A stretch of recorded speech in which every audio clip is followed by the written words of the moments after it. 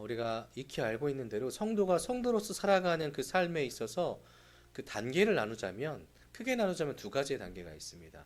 하나는 하나님께서 믿음을 선물로 주셔서 우리가 그 믿음을 받고 단숨에 옛사람에서 새사람으로 변화되는 그런 중생의 단계라고 이야기를 하는 그런 단계가 있죠. 그리고 하나의 단계는 뭐가 있냐면 새 사람으로 변했는데 이 새 사람이 점차적으로 하나님이 원하시는 모습으로 계속해서 발전해 나가고 성장해 나가는 성화의 단계가 있다라고 이야기를 합니다. 특별히 예수님을 믿어서 예수 그리스도의 친구가 되고 또 형제가 되고 하나님의 자녀가 되는 순간은 아주 일순간이지만 이 성화라는 이 단계는 평생을 거쳐서 계속해서 우리가 죽을 때까지 아니면 하나님께서 예수님을 보내셔서 이 땅에 심판의 날, 그 마지막 날이 올 때까지 계속해서 이루어지는 지속적인 그런 단계라고 이야기할 수 있죠. 근데 생각을 해보면 사실 중생의 단계라고 해서 우리가 새 사람이 되는 거는 하나님께서 우리를 부르시는 거기 때문에 우리가 특별하게 고민할 것이 없습니다. 고민할 게 뭐가 있습니까? 믿으라 하셨으니 우리가 믿는 단계로 넘어가는 건데 문제는 이 성화의 단계입니다. 평생을 거쳐서 내가 하나님의 말씀대로 살아가야 되고 하나님께서 원하시는 삶을 살아야 되는데 이게 쉬운 것이 아니라는 거죠. 저는 이제 아버님께서 어머니께서 믿음을 가지고 계셨던 분이셨기에 모태신앙이었습니다. 그러니까 스물스물 교회 가야 돼 하니까 네, 나는 당연히 교회 가야 되는 줄 알았어요. 저는 교회 가야 되는 줄 당연히 알고 주일 되면 다른 친구들이 뭐 하는지도 몰랐어요. 다들 교회 가겠거니요. 그래서 그렇게 교회를 가다 보니까 그 가운데에서 하나님께서 택하셔서 저에게 믿음을 주신 건데, 근데 누군가는 하나님께서 누군 사람을 통하여서 복음을 전하게 하셔서 믿게 된 분들도 계십니다. 또 어떤 분들은 성경이 뭐지? 궁금증이 일어나서 성경을 보다가 갑자기 믿어지는 경우도 있죠. 그러니까 이렇게 중간에 믿음을 갖게 되는 분들, 제가 실제로 어렸을 때에 교회에서 양들의 침묵은 영화 제목이죠. 양들의 외침이라는 그런 문학제를 했습니다. 양들의 침묵을 하면 큰일 납니다. 예. 근데 양들의 외침이라는 게 이제 예수님께서 기르시는 양들이 이 세상 가운데 주의 복음을 전하겠다라는 그런 취지하에 문학제를 했는데 이게 90년대만 하더라도 뭐 TV 프로그램이 그렇게 발전했을 때도 아니고 그리고 뭐 문화 프로그램, 오락 프로그램이 많지 않았기 때문에 초청을 하면 친구들이 많이 찾아왔어요. 그 친구들이 문학제 가운데 우리가 하는 공연들을 보고 말씀을 들으면서 변화된 친구들도 있고 또 물론 그 중에는 그 중에 이쁜 자매가 있어서 계속해서 나와야 되겠다 하면서 나오는 친구도 있었겠지만 어쨌든 그 문학제를 통해서 친구들 중에 몇몇들은 내가 교회에 나올 테니까 걱정하지 말아라 하면서 저한테 이야기한 친구들도 있었습니다. 그렇다면 그들 중에서 분명하게 믿음을 가진 이들이 있겠죠. 근데 믿음을 가진다고 했었을 때에 이 친구들이 들은 거는 문학제에서 있었던 약간 화려한 모습이었습니다. 그러니까 이 친구들이 들었던 건 뭐였냐면은 믿음을 가지면 너희 삶이 변하게 되는데 어떻게 변하게 되냐면 뭔가 대단한 일이 일어날 거야. 누군가 말했던 병을 고치는 일 아니면 정말 복을 세게 받아가지고 손만 대면 성공이 펑펑펑 이루어지는 일들 아니면 가정이 갑자기 화목해지는 일 아니면 사업이나 아니면 자기의 학업이 잘 되는 일들 이것이 있을 것 같은 착각을 하게 되는 거죠. 내가 믿었으니까 내가 예수님이라는 신을 믿고 있으니까 그런데 정작 시간이 흐르다 보면 그러한 일들이 쉽게 눈에 보이지는 않는다는 겁니다. 내가 예수님을 믿고 있는데 손만 대면 누군가 나아야 될 것 같은데 분명 성경 말씀에는 예수님을 믿는 이들에게 제자들을 내보내지 않습니까? 병을 고치라고 귀신을 쫓으라고 나도 할 수 있을 것 같은데 실제 나의 삶 가운데 귀신 만나면 오히려 더 무섭죠. 병 고치는 일들도 상당히 어렵습니다. 그래서 항상 하는 얘기가 기도하겠습니다. 그렇죠? 내가 예수 그리스도를 믿으면 내 모든 삶이 다 형통할 것 같고 모든 것들이 다 해결될 것 같은데 모든 일상 가운데 우리는 여전히 고민하고 있고 여전히 낙담할 때도 있고 여전히 힘들 때도 있다는 겁니다. 그러니까 고민을 하는 거죠. 나 예수님 믿고 있는데 왜 그러지? 그래서 우리는 한번 다른 관점에서 예수님 믿는 삶이 어떠한 삶인가 이것에 대해서 고민해 봐야 될 것 같습니다. 정말로 믿음을 가진 사람으로서 참된 변화의 모습이 어떤 것인가, 참된 능력이 무엇인가에 대해서 우리는 날마다 고민하면서 내 자신을 돌아볼 수 있어야 된다는 것입니다. 당장의 내 자신의 형편을 바라본다면 많이 바뀌지 않은 것 같아도 분명한 것은 우리는 이미 바뀌었습니다. 우리는 이미 승리하였습니다. 무엇입니까? 옛사람, 죽을 수밖에 없던 사람에서 바로 새 사람, 생명을 얻을 수 있는 승리의 사람으로 변했다는 것입니다.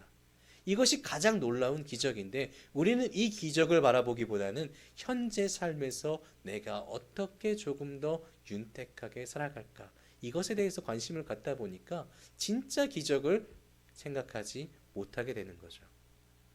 그런데 어쩌면 이것이 당연한 우리의 모습일 수밖에 없다라는 겁니다. 오늘 본문을 보면 처음에 한 사람이 나오는데 브나야의 아들 블라랴입니다.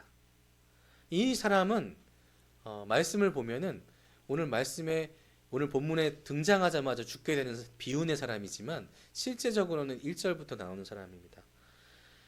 이 사람은 에스겔 선지자의 지인인 어느 이스라엘 귀족의 아들입니다. 젊고 전도 유명한 아들이죠. 이스라엘의 그 25인회 중에 아주 그 산 사람의 아들인데 이 사람이 벌을 받아서 죽게 되는 겁니다. 이 에스겔에게 하나님께서 예언하라고 하시고 그 예언이 끝나고 나자마자 이 아들이 죽게 되는 겁니다. 왜 죽었을까요? 하나님을 섬기지 않고 우상 숭배를 했기 때문에 이 사람이 죽었다라는 겁니다. 하나님의 진노하심이 오늘 이 이스라엘을 치겠다라고 이 1절부터 12절까지의 내용이 반복되고 있습니다. 그래서 오늘 말씀의 시작인 13절에서는 이 아들인 블라랴가 죽게 된 것입니다. 에스겔은 무척이나 충격적인 일이죠. 왜냐하면 이 귀족과 이 에스겔은 지인 관계라는 학자들의 의견이 있습니다. 그러니까 내 지인의 아들이 죽은 겁니다. 여러분 혹시 미국에서 총격 사건이 일어났다는 그 뉴스 자주 들어보시죠? 근데 최근에는 어떤 부부가 죽었습니다. 남편과 아내가 죽었는데 아내는 임신 중이었고. 여러분 이 소식만 들었을 때에 우리의 같은 민족인 한 민족이 죽었다는 소식만 들었어도 우리는 가슴이 아파옵니다. 찌릿해옵니다. 그렇죠? 거기다가 임산부가 죽었어요.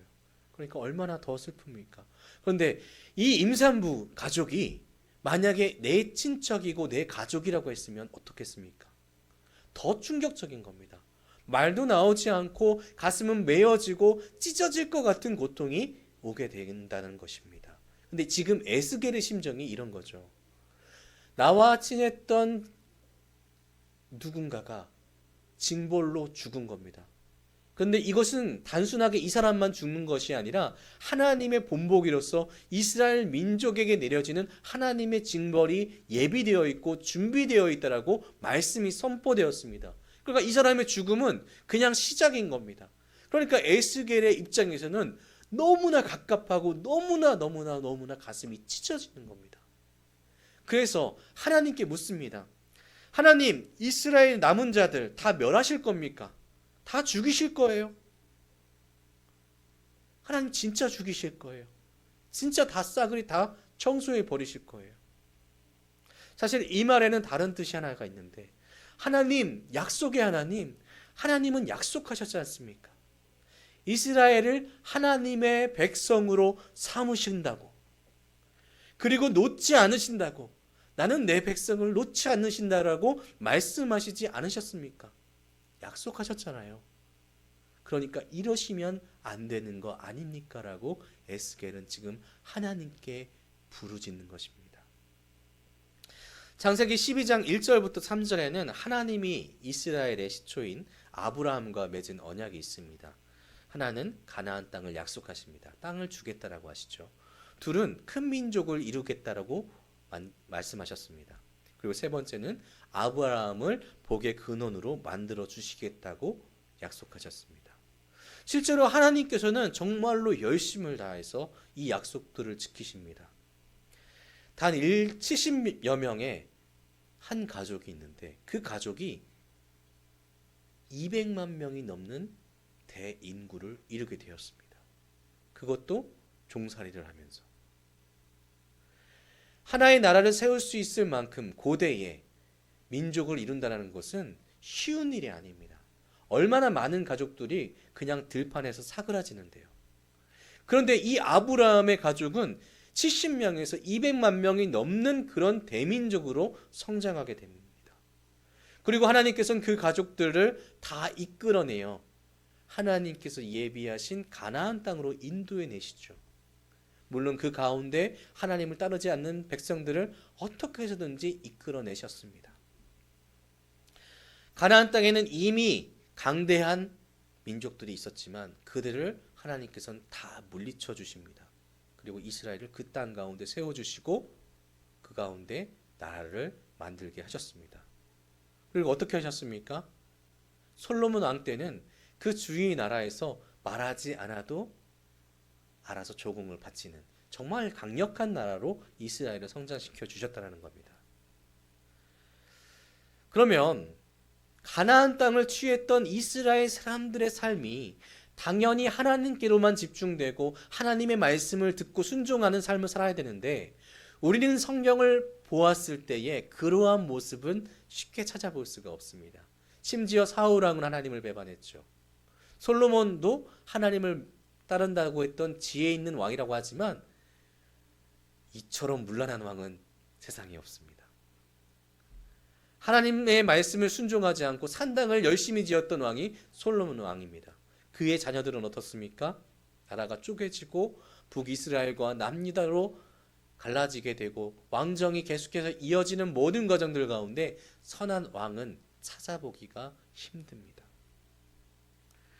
하나님의 백성처럼 살았어야 되고 하나님을 믿는 믿음으로 살아갔어야 되고 그리고 하나님을 온전하게 섬기며 감사해야 되는 이 이스라엘은 계속해서 하나님과 멀어지려고 노력했다는 겁니다. 그래서 하나님은 이사야서 1장 11절부터 14절까지 다음과 같이 말씀합니다. 제가 읽어드리도록 하겠습니다. 여호와께서 말씀하시되 너희의 무수한 재물이 내게 무엇이 유익하뇨? 나는 순양의 번제와 살찐 짐승의 기름에 배불렀고 나는 수송아지나 어린 양이나 순점소의 피를 기뻐하지 아니하노라. 너희가 내 앞에 보이러 오니 이것을 누가 너희에게 요구하였느냐? 내 마당만 밟을 뿐이니라. 헛된 재물을 다시 가져오지 말라.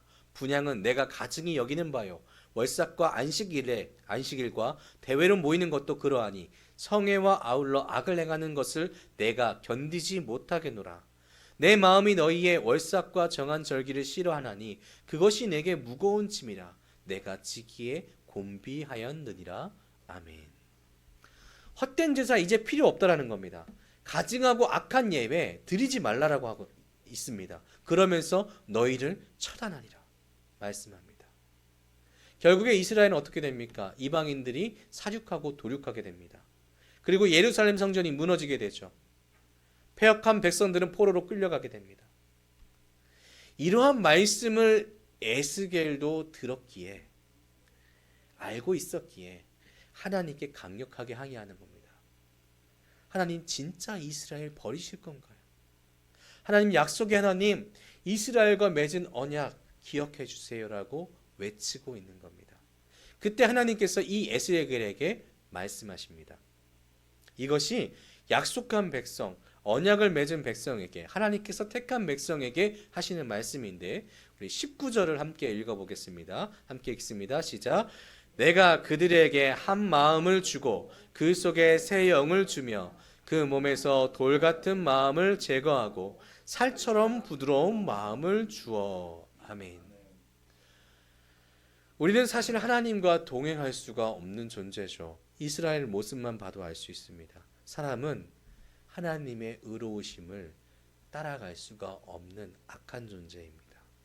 우리는 어쩔 수 없이 부족하기에 죄된 습성을 가지고 있어서 계속해서 죄를 향해서 달려가는 습성이 있습니다.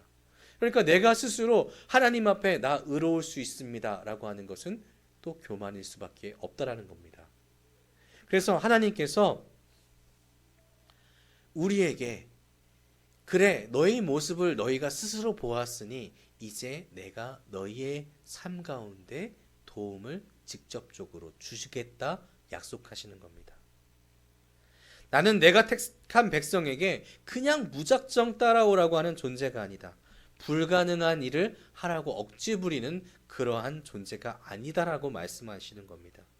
그래서 하나님 자녀에게는, 하나님의 백성에게는 우리의 마음을, 우리의 삶을 근본적으로 변화시킬 수 있는 성령 하나님께서 우리 마음에 거하시게 하시겠다라고 하나님께서 약속을 해주시는 겁니다. 그래서 백성으로 하여금 이 가운데 있는 딱딱하게 굳은 악한 마음을 제거해 주신다라고 이야기합니다. 하나님께 나아가는 것을 방해했던 그 딱딱하고 거대한 그 돌을 제거해 주시겠다라고 약속해 주시는 거죠. 그래서 하나님께 나아갈 수 있는 부드러운 마음, 그 마음을 우리에게 허락해 주신다라고 이야기하십니다. 이 말씀이 이 에스겔과 이 이스라엘 백성에게만 준 것일까요? 아닙니다. 바로 여기 계신 여러분에게 주신 말씀입니다. 내가 여러분의, 나의 백성인 여러분의 마음 가운데 있는 딱딱하고 교만해지는 그 모든 것들을 다 깨어서 부수겠다. 그리고 그것을 제거하고 그 가운데 내 말을 들을 수 있는 귀를 열어주겠다. 나를 볼 수 있는 눈을 열게 해주겠다. 내 말을 들을 수 있고 이해하고 품을 수 있는 마음을 갖게 해주겠다라고 약속하시는 겁니다. 에스겔만 이런 말씀을 나눈 것이 아닙니다. 예레미야 31장 31절부터 33절에 예레미야 또한 이렇게 말씀합니다. 여호와의 말씀이니라. 보라 날이 이르리니 내가 이스라엘 집과 유다 집에 새 언약을 맺으리라. 이 언약은 내가 그들의 조상들의 손을 잡고 애굽 땅에서 인도하여 내던 날에 맺은 것과 같지 아니할 것은 내가 그들의 남편이 되었어도 그들이 내 언약을 깨뜨렸음이라. 여호와의 말씀이니라. 그러나 그날 후에 내가 이스라엘 집과 맺을 언약은 이러하니 곧 내가 나의 법을 그들의 속에 두며 그들의 마음에 기록하여 나는 그들의 하나님이 되고 그들은 내 백성이 될 것이라. 여호와의 말씀이니라. 아멘. 오늘 본문과 그렇게 많은 차이는 나지 않습니다. 하나님께서 새 언약을 맺으시겠다라고 선언하십니다. 과거에 맺은 언약은 백성들이 스스로 깨뜨렸기 때문입니다. 그래서 33절이 핵심인데 새 언약입니다. 하나님이 하나님의 법을 백성들의 속에 두며 그들의 마음에 기록하겠다라는 언약입니다. 이 말씀은 하나님께서 우리에게 맨 처음 주었던 십계명을 우리가 지키지 못하는 것을 보시고 하나님께서는 우리에게 새로운 언약으로서 우리를 더욱더 하나님의 뜻에 맞게 살아가기 위해서 도우시겠다는 겁니다. 그래서 33절에 보면 내가 나의 법을 그들의 속에 두겠다라고 말씀합니다. 그리고 어디에 기록하냐면 마음에 직접 기록해서 하나님을 하나님으로 부를 수 있게 하신다. 그리고 그 백성이 나의 뜻에 맞게 살아감으로 인해 내 백성으로 살아가게 만들 것이다 라고 하시는 겁니다. 그래서 34절로 이어져 그들이 다시는 각기 이웃과 형제를 가리켜 이르기를 너는 여호와를 알라 하지 아니하리니 이는 작은 자로부터 큰 자까지 다 나를 알기 때문이라. 내가 그들의 악행을 사하고 다시는 그 죄를 기억하지 아니하리라. 여호와의 말씀이니라. 아멘. 마음에 새긴 하나님의 말씀은 지워지지 않습니다. 여러분 믿으십니까? 그 말씀은 하나님께서 우리에게 보내주신 성령 하나님이십니다. 하나님을 통하여서 성령님을 통하여서 하나님께서는 계속해서 우리의 마음 가운데 말씀하십니다. 우리 마음에 너는 하나님의 아들이다. 너는 하나님의 딸이다. 이것을 잊지 말고 하나님의 뜻에 맞게 살아가 하나님의 백성으로서 자녀로서 살아내라고 이렇게 이야기한다는 겁니다. 그러니까 성령님께서 우리 안에서 직접적으로 말씀하시니까 우리가 하나님에 대해서 내가 누군가에 대해서 공부를 열심히 해야 돼, 이것이 아니라 하나님께서 직접 성령님을 통해서 알려주시겠다라는 겁니다. 그러니 우리는 하나님에 대해서 모를 수가 없습니다. 여러분, 하나님에 대해서 모르십니까? 하나님이 여러분의 아버지 되시고 하나님께서 여러분의 구원자 되심을 여러분 모르시나요? 믿음을 가진 모든 분들은 성령님께서 이 안에 계시기 때문에 당연히 그것을 모를 수가 없다는 거죠. 하나님께서 약속하신 대로 예수님께서 승천하신 뒤에 성령님은 성도라 불리는 이들에게 허락되셨습니다. 우리가 성도라고 말할 수 있다면, 우리가 그리스도인이라고 얘기할 수 있다면 우리는 성령님과 함께하고 있다는 것에 대해서도 인정할 수 있어야 된다는 겁니다. 여러분의 모든 삶 가운데 성령님께서 나와 함께 하시고 계신다는 것을 느낄 수 있어야 된다는 거죠. 그러나 성령님이 우리와 함께 하신다라고 이야기했을지라도 우리의 고민들이 모두 해결된 것은 아닙니다. 왜냐하면 오늘 메시지를 처음 시작할 때에 성화의 가정이 그렇게 녹록하지는 않다라고 말씀드렸습니다. 내 안에는 여러 가지 악한 생각이 여전히 존재하기 때문입니다. 생명의 성령의 법이 있다고 한다면 사망의 법 또한 우리 안에 존재하기 때문입니다. 왜 하나님께서 우리에게 성령을 보내셨는데 우리는 여전히 하나님의 말씀을 온전하게 순종하지 못하고 있을까요? 왜냐하면 우리가 살고 있는 세상을 바라보면 됩니다. 우리가 살고 있는 세상이 아직은 하나님께서 준비하신 하나님의 통치만이 이루어지고 있는 온전한 천국이 아니기 때문이죠. 사단은 여러분을 계속해서 유혹하고 있기 때문입니다. 우리의 주위에 어린아이들을 살펴보시면 이런 것이 있습니다. 우리는 아이의 환경에 따라서 그 아이가 자라나는 것을 보게 됩니다. 아이가 부모님의 사랑을 듬뿍 받으면 그 아이는 사랑을 베풀 줄 아는 아이가 된다라고 이야기를 하죠. 무언가 불편한 일들을 계속해서 겪게 된다면 이 아이의 심정은 또 심성은 뭔가 문제가 있는 삶으로 바뀔 확률이 높다라고 이야기합니다. 우리가 가지고 있는 환경이 너무나 악하기 때문에 우리가 뉴스만 봐도 알 수 있죠. 뉴스에서 좋은 소식보다는 싸우고 다투고 헐뜯고 투쟁하고 누군가의 것을 빼앗고 살인하는 그런 일들의 사건들이 많은 것을 알 수 있습니다. 그런 환경 가운데 우리가 살아가기 때문에 우리는 여전히 우리 안에 있는 성령님의 목소리를 온전하게 듣기는 어렵습니다. 로마서 8장 1절 2절에는 그러므로 이제 그리스도 예수 안에 있는 자에게는 결코 정죄함이 없나니 이는 그리스도 예수 안에 있는 생명의 성령의 법이 죄와 사망의 법에서 너를 해방하였음이라. 아멘. 이 말씀대로 우리가 죄와 사망의 법을 넘어서서 생명의 성령의 법대로 살아가는 것이 우리가 마땅히 해야 되는 것입니다. 그러나 우리가 지금 하고 있는 모든 생활의 모습을 보면 어찌 보면 사망의 법에 한 발 걸치고 있을 때도 많이 있음을 우리 스스로가 고백하게 될 수밖에 없다는 겁니다. 그래서 우리에게는 다른 방법이 있는 것이 아닙니다. 생명의 성령의 법이 우리에게 주어졌다는 것이 은혜입니다. 그렇다면 다른 방법이 있는 것이 아니라 성령님께서 이끄시는 대로 살아가는 것. 여러분, 이것을 다짐하면서 살아내는 것, 이것이 바로 그리스도인이 마땅히 이 시대에 행해야 되는 삶이라는 것입니다. 어렵습니다. 계속해서 말씀드리지만 어렵습니다. 하지만 하나님께서 하라고 명령하시는 겁니다. 누구에게 말씀하셨습니까? 하나님의 자녀에게. 사랑하는 성도 여러분, 하나님께서는 우리가 하나님께로 나아갈 수 있는 모든 방법을 다 주셨습니다. 우리는 따르기만 하면 됩니다.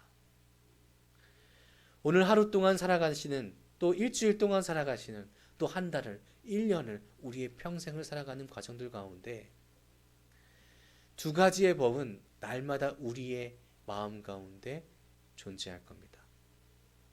그러나 그 가운데 성도가 따라야 되는 법은 유일하게 하나밖에 없음을 우리는 기억해야 될 줄로 믿습니다. 여러분의 마음 가운데 성령님께서 뭐라고 말씀하십니까? 여러분 마음 가운데 성령님께서 인도하고 계십니까? 여러분 마음 가운데 성령님께서 무슨 말씀을 하시는지 여러분은 듣기 위하여 노력하고 계십니까? 결국에는 이 심판의 때에 하나님께서는 물어보실 겁니다. 너는 내가 보낸 성령 하나님의 말씀을 들으며 그 가운데 순종하고 살았느냐라고 물어보실 겁니다. 이 질문에 담대하게도 자신 있게 내가 그렇게 하기 위하여 부단히 노력했고 그렇게 이루기 위하여 치열하게 싸우며 지금 이 자리까지 나왔습니다. 성령님께서 나를 인도하심을 인정하며 그 성령님께 감사합니다 라고 고백할 수 있는 여러분들의 삶이 되셨으면 좋겠습니다. 우리는 성령님을 따르는 사람들입니다. 아멘이신가요?